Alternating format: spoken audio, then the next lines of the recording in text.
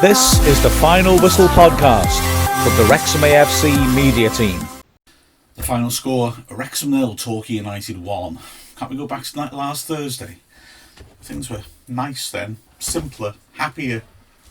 I mean, we had no injuries for a start. Can you believe that? We had no injuries. We also had 3 fit strikers, one of whom was on fire. One of the others was playing well off him. And we were full of confidence and very hard to beat. Oh, what a difference an Easter weekend makes, eh? So, today we followed up a disappointing defeat at Notts County in a game we shouldn't have lost, with disappointing home defeat against Torquay United in a game we shouldn't have lost. A while since we've lost at home as well. And, yeah, it was rather deflating. Not only that, of course, we picked up another injury to go along with Kwame Thomas, Jordan Ponticelli and Theo Vassell, who were accumulated over Thursday and Friday.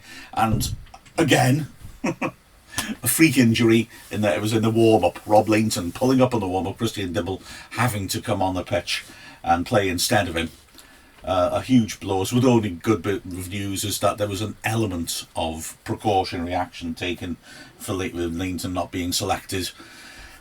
He wanted to play, and I think it was sensibly decided that if he hurt himself during the match, that would cost us a sub and could possibly also put him out long term. So it was decided that he would sit it out. So obviously there's a possibility he could be okay by Saturday's match. We might also have some strikers coming in, but choice is extremely limited in that respect. So anyway, Winge over. I'd better talk about this match, hadn't I, really? Wrexham, apart from the enforced change of Dibble, obviously having to replace Theo Vassell, Mark Carrington coming in for him, choosing to replace Sean Pearson with Fika Kelleher. I think having come back from a long-term injury so well, it was asking a lot of Pearson to get another game in. And so Kelleher, of course, is an obvious switch. And Dan Jarvis coming in to replace the injured Ponticelli. Wrexham starting with 3 at the back, familiarly, but then also a box midfield. So Jarvis and Davis being tasked with the job of trying to get up to support Dior Angus in an attempt to make the one striker style work. The thing is that in the first half, well, there was another major factor as well, the weather. There's a biting gale blowing mostly towards the Kop throughout the game. Strongest during the first half, although also quite strong in the second. And as a consequence, Torquay won the toss and turned us around, so that they were playing with the wind. And we did find it quite difficult, apart from a good patch about halfway through the half, to actually get out and really, give any support to Dior Angus, who was a very isolated figure up front. To be fair to him, he did well in that isolated role, but really did have to try and do his work mostly on his own. So that first half was difficult, and indeed, in the opening 10 minutes, we were fortunate not to concede. Within 40 seconds, they got a decent shot off on goal when Danny Wright, making his first start since getting injured in December, came on and rather mugged Mark Carrington, fed Randell 18 yards out, right of centre, and he hit a powerful shot, but he couldn't keep it down. It was interesting, at that point I was a little concerned, because I recalled when we played at Solihull last season, Mark Carrington was playing at left-sided centre-back and Wright clearly targeted him and looked to rough him up. And when I saw that happening in the first minute, I thought, he's not going to do it again, is he? But the thing is that now Carrington's played a lot at left-sided centre-back and proved himself to be very reliable, and he would go on to have an excellent match. However, he and his defenders did have a lot more work to do. From 25 yards out, Little hit a powerful shot, whistling in towards the bottom left corner. Dibble did well to get down and tip it around the post. And from the corner, they should have scored. The ball was played into the near post. Like I said, the wind was really wreaking havoc. Throughout the game, players were struggling when the ball was in the air to judge it properly. Now, on this occasion, it wasn't the best corner, but Harris at the near post sliced it. It span backwards over Dibble. And Asa Hall found himself confronted essentially with an open goal from close range. Luckily for Wrexham, it just arced a bit too high for him, and he did get his head to it, but he couldn't control his header enough to put it on target. A real escape. And Wrexham dug in and started to find themselves back into the game. Like I said, Angus was working very hard up front. Jarvis and Davis were tasked with trying to feed him and trying to get close to him. Davis did the job fairly well, to be fair, in the first half, and very well in the second half. Harris, who was playing his 250th game for Wrexham and was excellent, made a terrific interception and found Jordan Davis. Davis with a great ball down the right hand side. Wrexham were constantly looking to play the ball in behind to try and play Dior Angus in the channel, and this one was spot on. Angus running at his man, did really well to get past him. It was great pace and get himself basically into the sort of situation where he scored his second goal in our last home match. From a tight angle, he again tried to blast it into the far bottom corner. This time, though, the keeper, Covalan, was able to get down and save. Torquay responded with the corner being cleared, Rendell swinging it back in, and Lewis 6 yards out, heading over. Although, to be fair, it was a difficult header to get beyond and over his marker. But Wrexham kept the pressure on, and like I said, I had that good spell throughout the middle of the second half. They won a free kick on the edge of the D. Harris brought down. Young and Davis stood on it.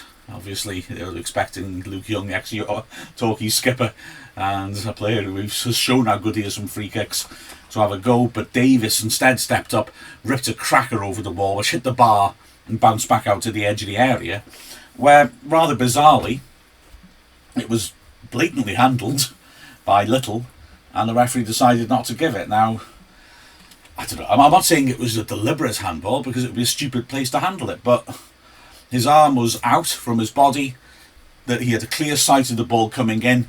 It bounced on the floor, came up and hit him on the hand. Didn't hit his body and hit his hand. It was clear. His arm was way out. Amazing he didn't give it.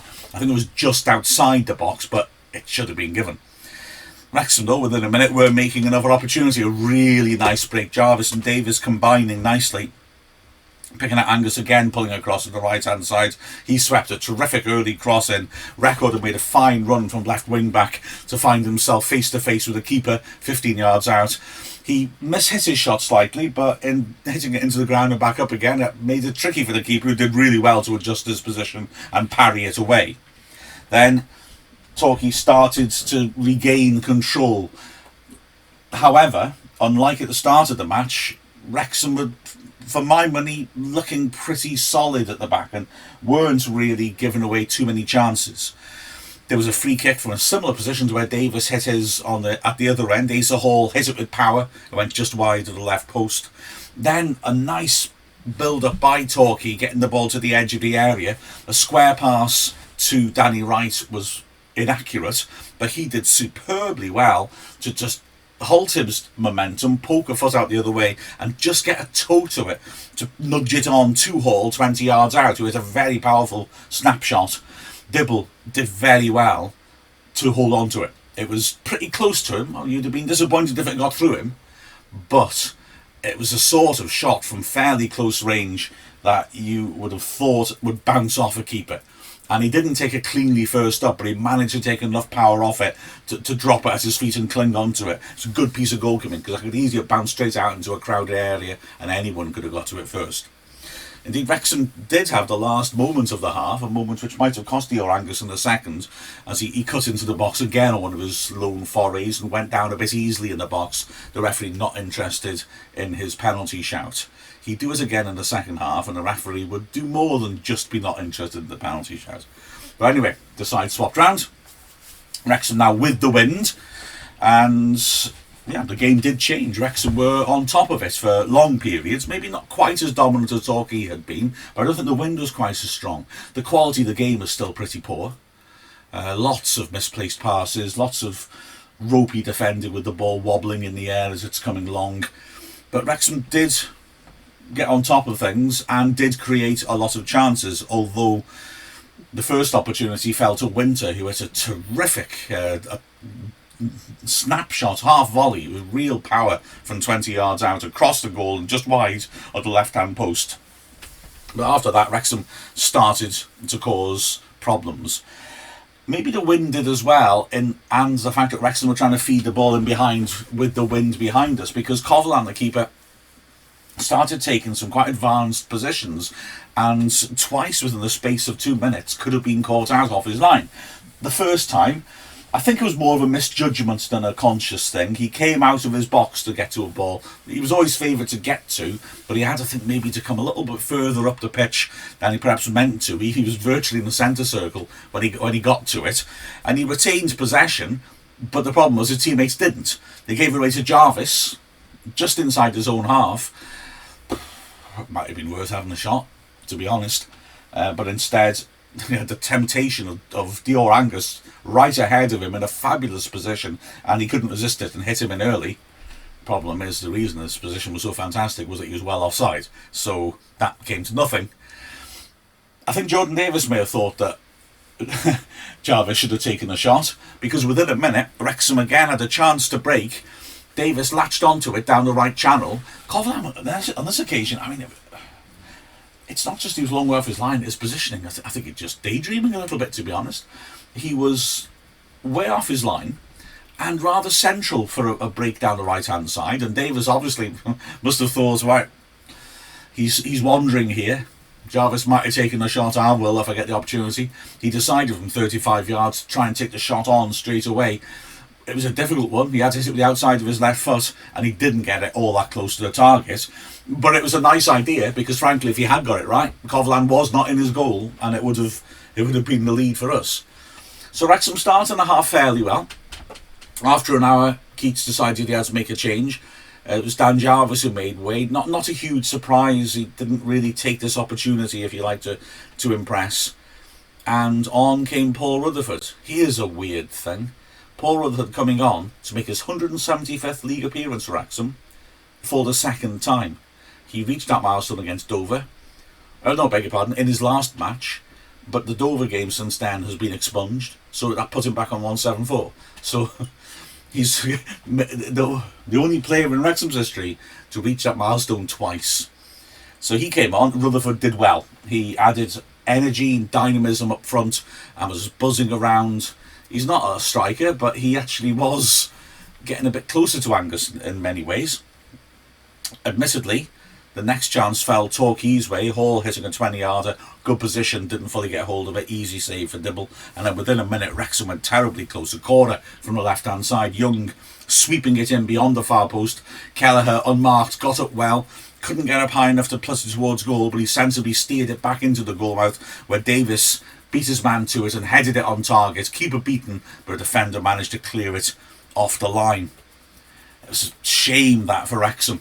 And then there was just a bit of a lull as Torquay started to regain their equilibrium. Waters was looking lively up front, having come on as a sub, and he nearly got one-on-one on Dibble, was denied by an absolutely superbly judged tackle by Jay Harris.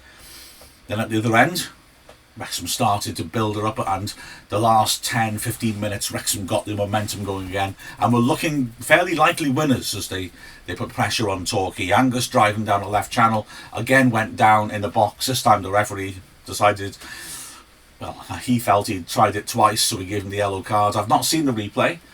To the naked eye it looked more like he just fell over. He didn't seem to ask for a foul. I think it was very harsh. Indeed, Harris also got a yellow card, which was perhaps a little harsh.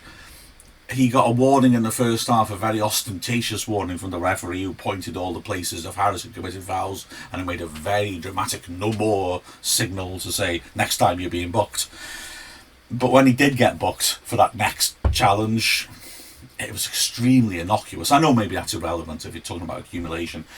I'm not sure it was a foul, if I'm honest. He came on the side of a player and that was the problem, but I think he got the ball pretty cleanly, so he was unlucky. Anyway, Wrexham continued to push on. Soon after that penalty shout, there was a terrific effort. Wrexham at the corner, it was cleared, and Hall Johnson, wow, fabulous technique from 30 yards out.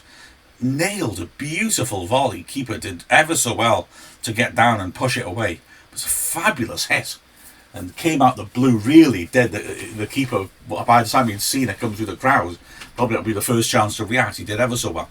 Hall Johnson again, then cutting inside as he often does onto his left foot, getting into the box, hitting the shot which was blocked, and then it was Harris's turn. A difficult volley, this one, right of centre, about 25 yards out, but he got really middled that one, and Coughlin again had to be sharp to save it.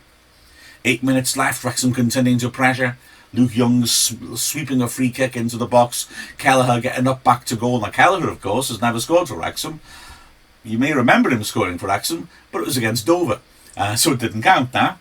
So he tried to replicate it by jumping and getting a flicked back header, and he made good contact. It was heading inside the bottom right corner, and the keeper got down extremely well to push it round the post. From that corner, Young swept it in. Harris flicked it on beautifully from the near post, and Davis at the far post with a free header, but stretching from a tight angle, headed it against the post and went behind for a goal kick.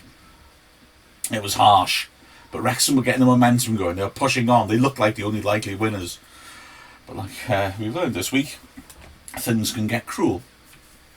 In the first of 5 added minutes, we threw Sean Pearson on to replace Jordan Davis. Not a comment on Davis, just a comment on our desperation to get a winner. So Sean Pearson went on as a centre forward alongside Dior Angus. But unfortunately, within a minute, we would let in the winning goal.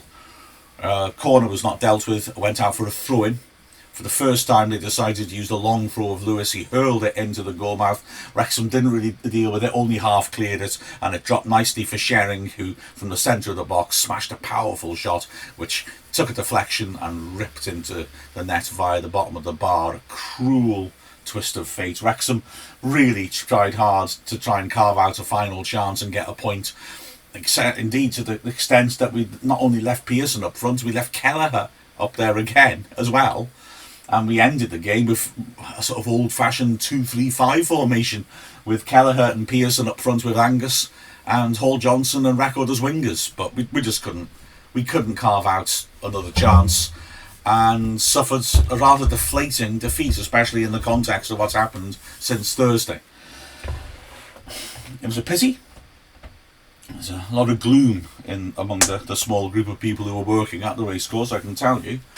But there's still plenty of points to play for, and I think we've just got to be realistic here and say that, as Dean Keats did say after the match, both those games we shouldn't have lost and probably could easily have won. The Notts County game we should have put to bed in the first 20 minutes, and we looked set for a clean sheet. And this game also, I don't think we can make such a clear case of being better than our opposition today, but that was because the wind affected the game a lot, partly. We certainly don't carve out the better chances. Looking through the team, and Dibble didn't have that much to do. Made a couple of sharp saves, but not impossible ones. It's not easy being thrown in like that, and yeah, he did nothing to harm his reputation. The centre backs, Kelleher was solid. He did pretty well in the air, considering it was difficult to deal with stuff in the air. He dealt with Danny Wright pretty well too. The other two centre backs, I thought French was impressive. He was very tenacious in the tackle, won a lot of the ball, and was very forthright in his work. I was pleased with French. Carrington was tremendous. Carrington, it's hard to find new ways to put it, isn't it? But he is just so reliable, so calm under pressure. There was times, when Torquay were knocking the ball in behind Wrexham's defence, putting Carrington under real pressure, putting him into difficult situations, turning him. He was so calm and getting himself out of it, and he made some full-blooded challenges as well. Carrington, absolutely excellent.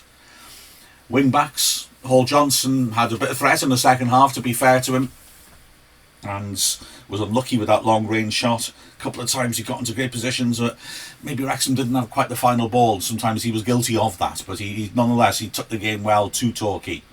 On the left-hand side, Record was a bit of a curate's egg. I think he often is in a way. His decision making maybe isn't always spot on. He played some very sloppy passes to give the ball away, and he played some good passes. He was solid defensively. Going forwards, he got into some nice positions, had that opportunity to score. Maybe I've seen him get into better positions, but better balls in the box. But he was okay. The centre of midfield, Jay Harris was man of the match by a distance, despite the excellence of Carrington. He was just everywhere. Absolute vintage Harris. The tackling, the passing, the tenacity, driving shots in, driving us forwards. Harris was exemplary, absolutely superb. Young alongside him put a very good shift in as well. The two of them had to work hard, and in the first half couldn't win the midfield because the ball's bypassing the middle of the pitch. But in the second half, they did very well. And the two players in the box midfield, well, look, Davis first. The good news, Davis had a good game. Was doing his best to help out Angus. In the last half hour or so, he went more to being essentially a striker. He played quite a lot with his back to goal. It's not his game at all. We're asking him to do something he doesn't really work on. That doesn't come naturally to him. He didn't do badly though. Remember, he hit the bar, he hit the post, he had a header off the line. Fair play to Davis. He did a good shift, and he was creative. He was feeding Angus more than the other players were. He did well. Jarvis, sadly, I mean, he's got a fan club. Understandably, he's a real talent, and people have been calling for him to get a chance. Well, he didn't really take this chance. He was peripheral.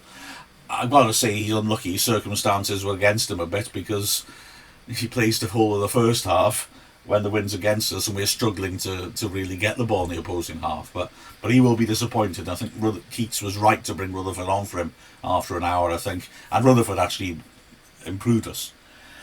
Up front, Angus, well, fair play to him. My worries before the match were that I felt Angus wasn't really the sort of striker who can play on his own up front. He needs really support. He needs players around him. He needs someone to hold the ball up for him to work him in. Well, I've changed my mind after looking at that, because he did do well. He was too isolated in the first half, but my goodness, real one-man bands taking the game to Torquay deserved a massive pat on the back. Terrific work rate.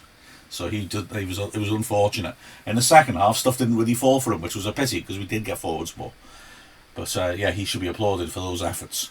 And then of the subs, well, you can really look at Rutherford's performance, and hasn't played much in 2021. Did himself proud. He looked like a player who was glad to be back on the pitch and wanted to show what he could do. And he was extremely energetic. And if we have to persist with the box midfield, it might be that we'll look at Rutherford a bit more and ask ourselves whether having him scurrying around and going a bit wider might actually be a decent idea. We all know his movement's very good. He was back with that familiar diagonal run, popping up on the unexpected sides of the pitch. Maybe that's what we need to disrupt defences if we're going to have to attack in a different style. Although it does sound like Keats is hopeful that we'll have somebody in as an extra striker on Saturday. Heaven knows how match ready they'll be.